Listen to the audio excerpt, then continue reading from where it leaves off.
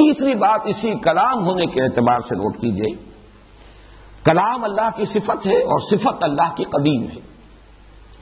پھر یہ کہ اللہ کی ذات کی طرح اس کی صفات بھی ظاہر بات ہے کہ وہ مادیت سے اور جسم اور جسمانیت سے ماورا ہے۔ کلام اللہ جو ہے وہ حرف و صوت و رسم اس سے منزہ ہے، اعلیٰ ہے، عرفہ ہے، مبرہ ہے، ماورا ہے، وراء الورا ہے، یہ جو کلام قدیم ہے۔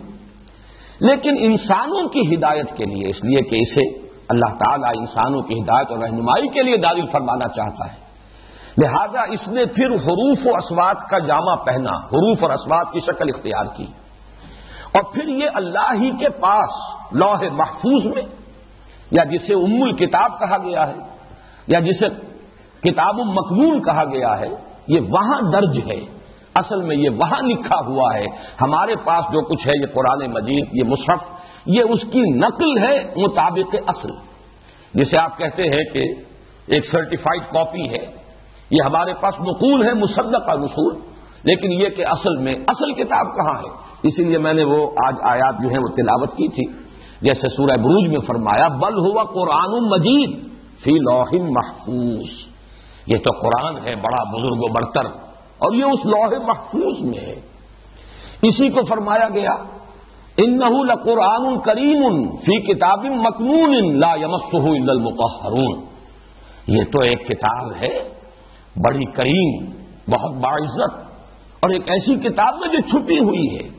تمہارے پاس جو مصحف ہے وہ تو اس کی نقل ہے، نقل مطابق اصل، مصدقہ نقل ہے، اصل کتاب تو وہ کتاب مکنون ہے، چھپی ہوئی کتاب، لا یمسہ الا المطہرون، اسے تو چھو ہی نہیں سکتے مگر صرف وہ کہ جو بہت ہی پاک کر دیے گئے، مطہر، انتہائی پاک کی ہوئی ہستیاں، یعنی ملائکہ مقربین جو ہیں وہی ہیں، فی صحف مکرمۃ مرفوعۃ مطہرۃ بایدی سفرۃ کرام بررہ، در حقیقت یہ کتاب مکنون جو ہے ان کے پاس ہے، وہ تو تمہاری رسائی سے بہت بعید ہے، ماورا ہے۔ ہاں میں پھر وہی الفاظ استعمال کر رہا ہوں، یہ اس کی در حقیقت نقل مطابق اصل ہے کہ جو تمہیں عطا کی گئی ہے۔ یہی بات ہے جو کہی گئی ہے سورہ زخرف میں وَإِنَّهُ لَفِي أُمِّ الْكِتَابِ لَدَيْنَا لَعَلِيٌّ حَكِيمٌ، یہ تو در حقیقت اس اصل کتاب میں، اب کا لفظ کہتے ہیں جڑ کے لیے، اساس کے لیے، بنیاد کے لیے، اس کتاب کی اصل اساس وہ لوح محفوظ میں ہے، کتاب مکنون میں ہے، وہ ہے اس کی اصل جڑ، وہ ہے اس کی اصل بنیاد۔ اسی لیے ماں کے لیے لفظ ہے، اس لیے کہ ظاہر بات ہے کہ اسی کے بطن سے ولادت ہوتی ہے اولاد کی، وہ گویا کہ بمنزلہ اساس ہے۔ تو انہ لفی ام الکتاب، وہ ام الکتاب تو وہاں ہے، لدینا مزید وضاحت کر دی گئی جو ہمارے پاس ہے، اور اس ام الکتاب میں یہ قرآن درج ہے، لعلی حکیم، اور یہ اس کے لیے صفات ہیں، وہ بہت بلند و بالا ہے اور حکمت والا ہے یا مستحکم ہے، وہ کلام اللہ کا، اور وہ کتاب جو ہے وہ نہایت محفوظ کتاب ہے۔ تو اسے لوح محفوظ کہیے، کتاب مکنون کہیے، ام الکتاب کہیے، اصل قرآن وہاں ہے، وہ کلام الہی کے جو اصوات و حروف سے مبرہ منزہ ماورا تھا، اس نے اصوات و حروف کا جامہ پہنا اسی عالم غیب میں، اسی عالم امر میں، اور وہاں جو اس کی اصل شکل ہے وہ ام الکتاب میں ہے، لوح محفوظ میں ہے، کتاب مکنون میں ہے۔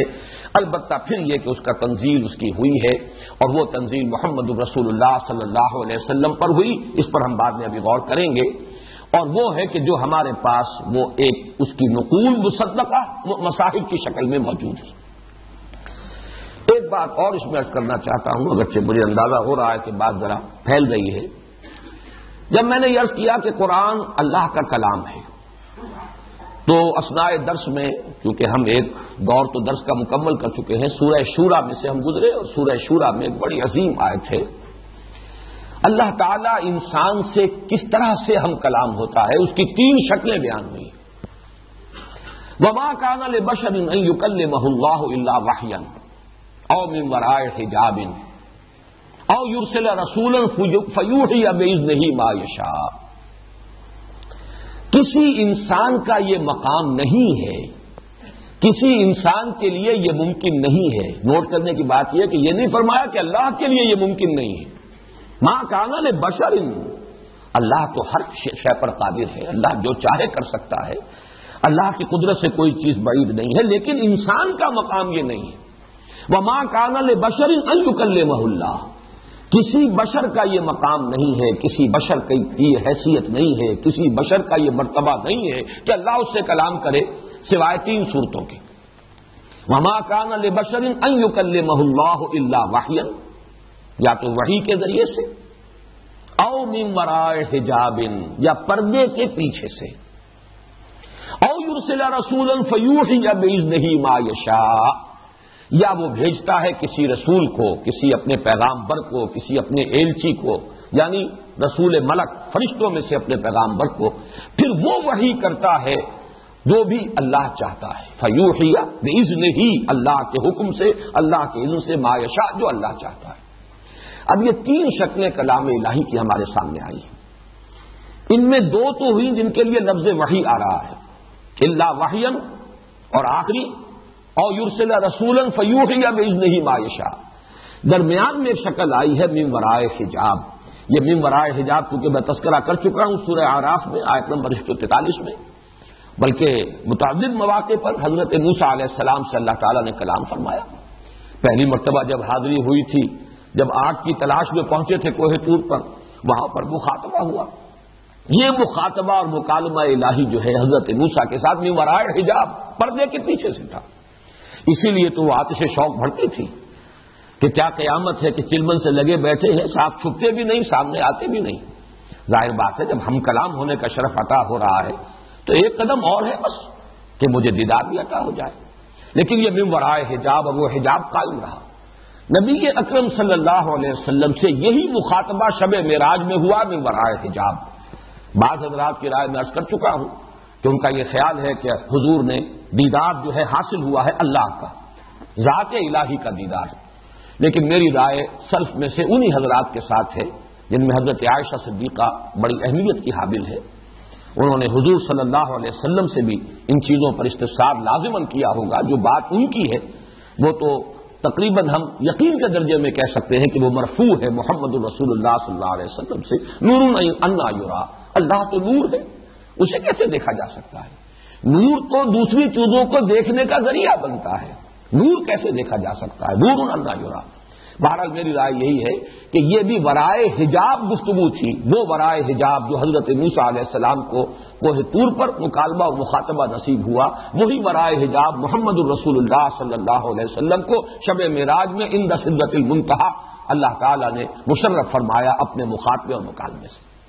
البتہ وحی ایک براہ راست ہے اللہ کی وحی، بغیر اس کے کہ فرشتہ درمیان میں ہو۔ دوسری وحی ہے کہ جو فرشتے کے ذریعے سے ہے، اور قرآن مجید سے زیادہ جس بات کی طرف رہنمائی ملتی ہے وہ یہ ہے کہ قرآن وحی ہے بواسطہ ملک، نزل بہ الروح الامین علی قلبک فإنہ نزلہ علی قلبک۔ حضرت جبرائیل علیہ السلام اور فرشتے ہی کی وساطت سے یہ وحی ہوئی ہے محمد الرسول اللہ صلی اللہ علیہ وسلم پر۔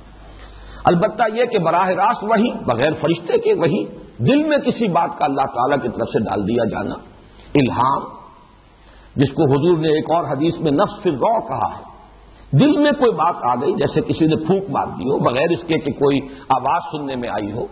ایک ہوتا تھا سلسلۃ الجرس کہ حضور کو گھنٹیوں کی سی آواز آتی تھی، اور وہ گھنٹیوں کی سی آواز، لیکن اس کے بعد وہ جو مفہوم ہے وہ محمد الرسول اللہ صلی اللہ علیہ وسلم کے قلب مبارک پر نازل ہو جاتا تھا۔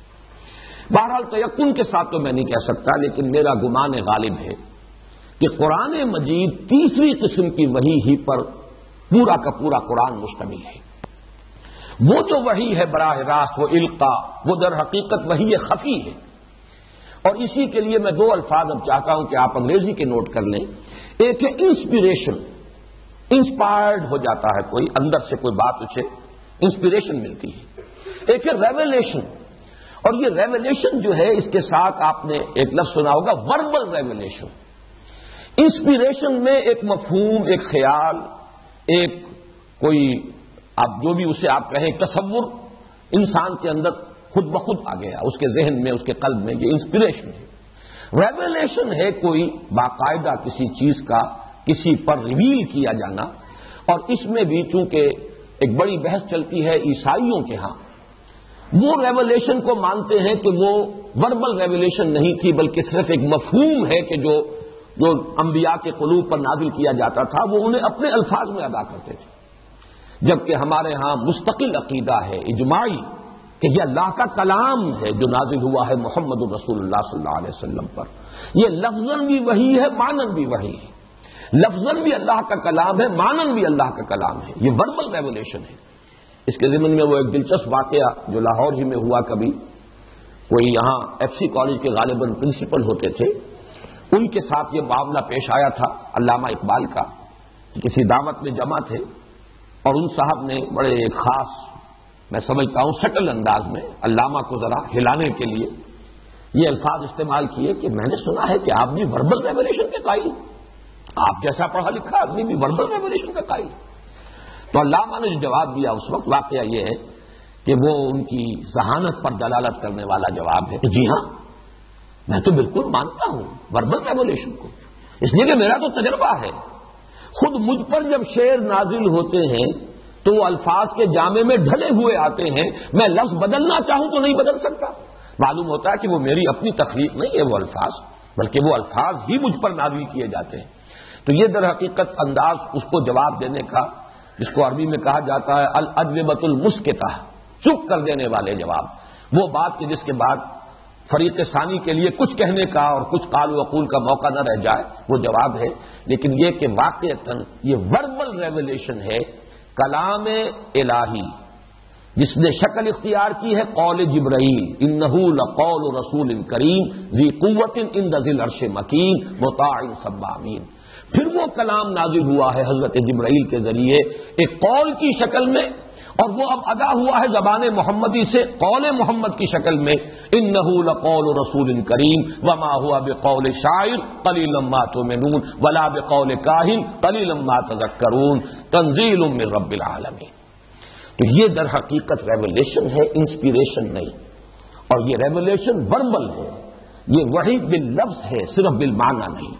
معنی اور مفہوم اور الفاظ یہ سب کے سب اللہ تعالیٰ کی طرف سے ہے، اور یہ در حقیقت بحیثیت مجموعی اللہ کا کلام. اب آئیے دوسری بات کی طرف. اس کا نزول جو محمد الرسول اللہ صلی اللہ علیہ وسلم پر ہوا، اس کے ضمن میں بھی چند باتیں نوٹ کر لیں.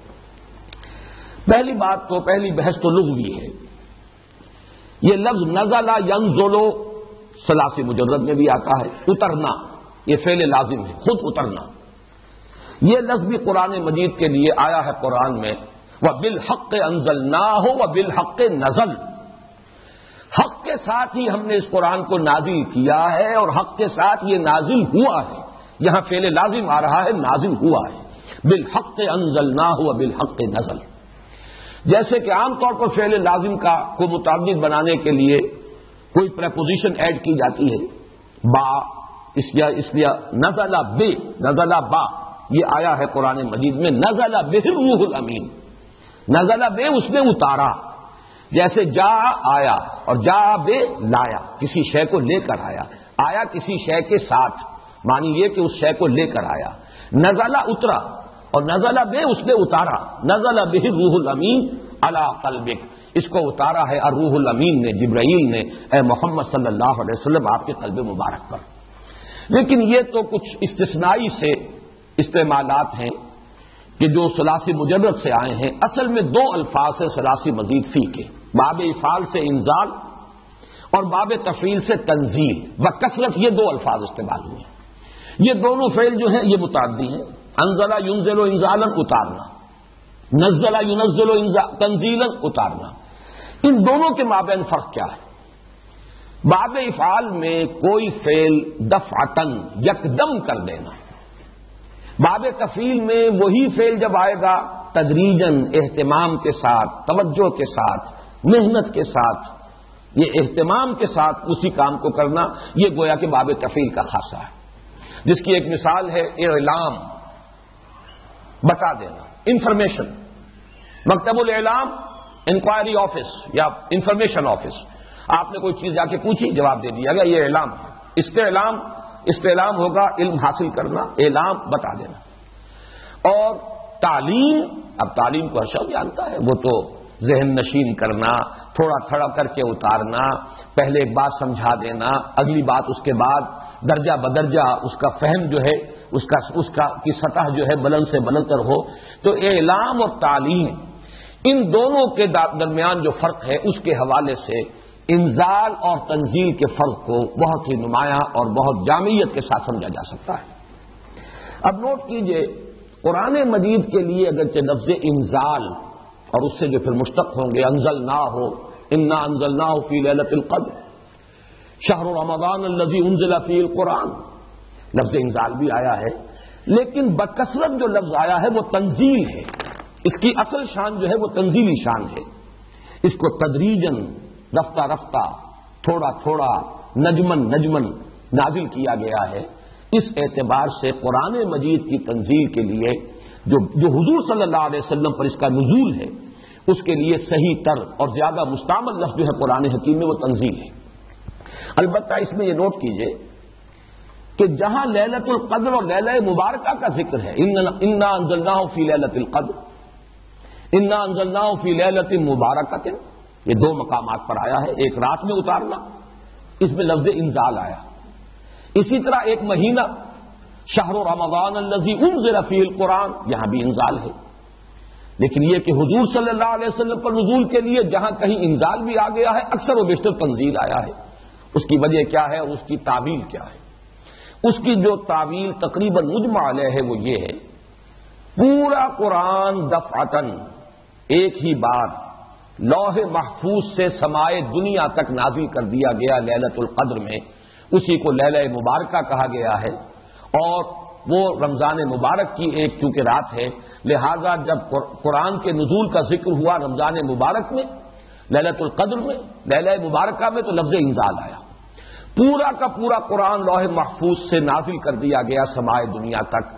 یہاں سے اب وہ مسلسل نازل ہوتا رہا، تھوڑا تھوڑا، نجمن نجمن، چند آیات پھر چند آیات محمد الرسول اللہ صلی اللہ علیہ وسلم پر۔ لہذا حضور پر نزول کے لیے اکثر و بیشتر جو لفظ آتا ہے وہ تنزیل ہے، جس کے لیے بہت اہم جو آیت ہے جو قرآن مجید کی سورہ نساء کی آیت نمبر 135، یا ایھا الذین آمنوا آمنوا باللہ ورسولہ والکتاب الذی نزل علی رسولہ والکتاب الذی انزل من قبل، اے ایمان والو ایمان لاؤ جیسے کہ ایمان لانے کا حق ہے اللہ پر اور اس کے رسول پر اور اس کتاب پر بھی جو اس نے نازل فرمائی اپنے رسول پر صلی اللہ علیہ وسلم، اور اس کتاب پر بھی جو اس نے پہلے نازل کی تھی۔ تورات کے بارے میں آپ کو معلوم ہے کہ وہ تو لکھی ہوئی شکل میں، وہ تختیوں پر اس کو جو لکھی ہوئی تھی مکتوب شکل میں حضرت موسیٰ علیہ السلام کو دے دی گئی۔ وہ چونکہ دفعتاً واحدتاً دے دی گئی، جملتاً واحدہ دے دی گئی، لہذا اس کے لیے لفظ انزال آیا۔ یا ایھا الذین آمنوا آمنوا باللہ ورسولہ والکتاب الذی نزل علی رسولہ، یہ ہے قرآن مجید کی تنزیل۔ اس کتاب پر بھی ایمان لاؤ جو بطرز تنزیل نازل کی ہے اس نے اپنے بندے پر، اپنے رسول پر، محمد پر صلی اللہ علیہ وسلم، اور اس کتاب پر بھی ایمان لاؤ کہ جو اس نے پہلے نازل کی تھی، لیکن اس کے لیے لفظ انزال آیا۔ تو یہ تنزیل اور انزال یہاں ایک دوسرے کے بالکل مقابلے میں، تعرف الاشیاء بازدادھا، کسی شے کی اصل حقیقت کو سمجھنے کے لیے اس کی ضد اور اس کی مقابل کی شے سامنے آ جائے تو پھر اس کی حقیقت زیادہ اجاگر ہو جاتی ہے۔